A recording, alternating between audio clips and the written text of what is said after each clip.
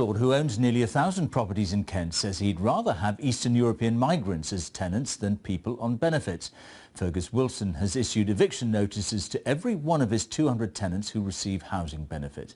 The National Landlords Association says Mr Wilson is not alone. Andy Moore reports. 22, which is just over 10% of the estate. Fergus Wilson owns and rents out over 1,000 houses in Kent. More than 200 used to be occupied by people on benefits, but not anymore.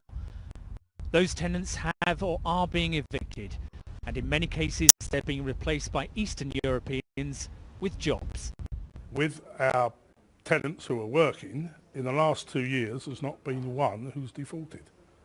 Whereas, as far as those on benefits are concerned, it's now over 50% default. They perhaps can't help it, but I'm not the DSS. Mr Wilson says many of his colleagues in the property world agree with him. The National Landlords Association says 4 out of 5 of their members won't even consider renting to anyone on benefits. We're certainly seeing landlords moving away from renting to tenants claiming benefits. The progress of the welfare reform agenda over the past 3 years, which means that benefit levels have not kept up with rent levels, means it's a greater risk, and so they're looking more and more to let to working tenants who don't tend to fall into arrears as easily. The housing charity Shelter is worried that people on benefits are being squeezed out of the private rental market.